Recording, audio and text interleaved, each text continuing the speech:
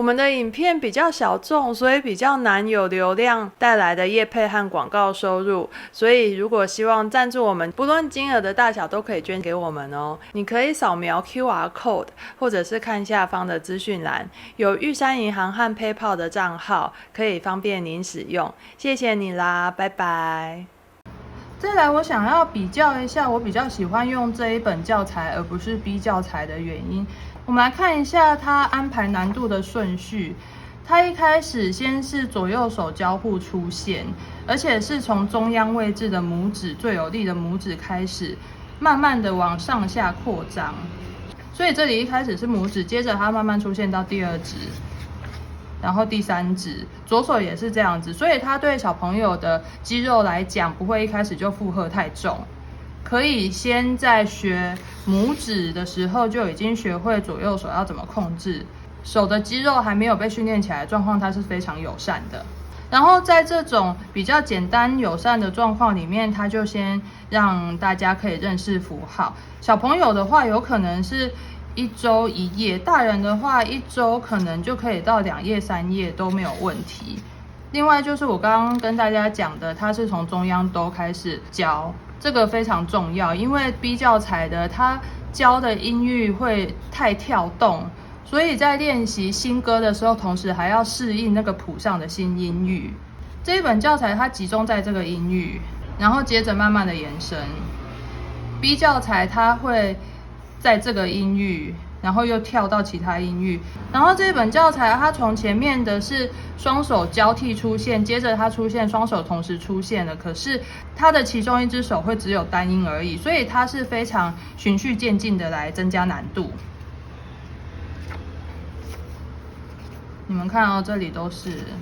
这些阶段都是，其中有一只手它都只有单音。这样子的话，练习的人他就很有精神，可以注意他的手肌肉到底有没有放松。然后接下来这里它就出现了比较困难的协调训练，就会出现不同的音了。这个也是已经到50页的时候，所以前面那个只有单音是38页，也是过了一段时间到50页才出现协调的训练。接下来这里部分它一样是协调训练，然后加强这个训练，而且出现一些常见的歌曲伴奏型。接下来你看哦，到75页的时候，它才出现了这个音域。这个音域在一般钢琴演奏里面也是蛮常会用到的。这时候才出现了2个高音谱表，这种比较少用到的东西。前面都是训练高音谱表跟低音谱表，所以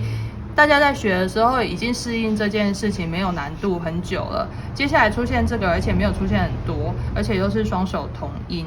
它有一个跟 B 教材比较起来的好处，就是它没有教了一个东西以后，那个东西有很长的空窗期，然后接着那个东西又再突然出现回来。有很长的空窗期这件事情对肌肉跟大脑而言都不友善，因为你的肌肉如果常常没有动一样的肌肉的话，那它就又无力下去了。但是 B 教材常常出现这样子的状况，你的大脑也是啊，你没有常常复习刚学会的东西，等到忘了以后，你要再想起来再记一次，这样子也是蛮痛苦的。在这一本教材的最后还有附上音阶和终止式，它有3个升降以内的音阶，2个8度。这个也是大家在学习初期就可以开始慢慢的接触的重要的基本功。这一个系列我们会持续的拍，所以大家可以一起跟着练。这一本大家随便去乐器店找，或者是上网买，都还蛮容易买到的。然后我刚毕业的时候，它只有卖60元，但是现在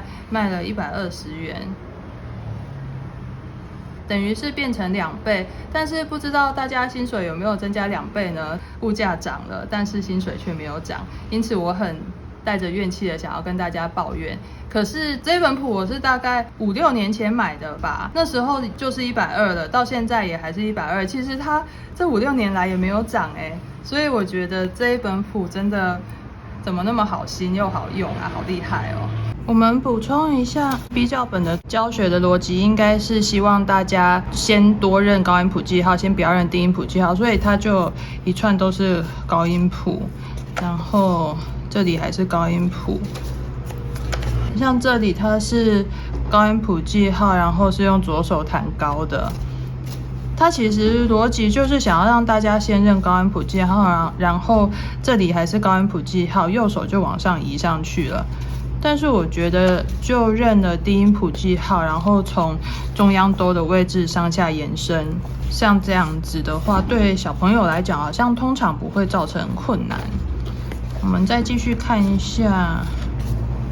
他也是继续在高音谱记号，然后接着他双手的时候，大概是45页练习了一段时间，到63页，他就直接用高音谱记号2个。问题是，我就觉得这样子高音谱记号，然后这里不是低音谱记号，未来并不是那么常出现，所以我就没有那么赞成。然后它的位置就是放在高音谱记号大拇指在这里，然后低音谱记号在这里。所以它等于是哆瑞咪发嗦拉西哆到这个哆，右手放这里，然后这个哆一样是这个哆，然后左手放这里。这个就是练双手2本教材不一样的记谱方式，让小朋友学习的方法。我就比较不喜欢比教材，我比较喜欢给大家用的那一本幼儿。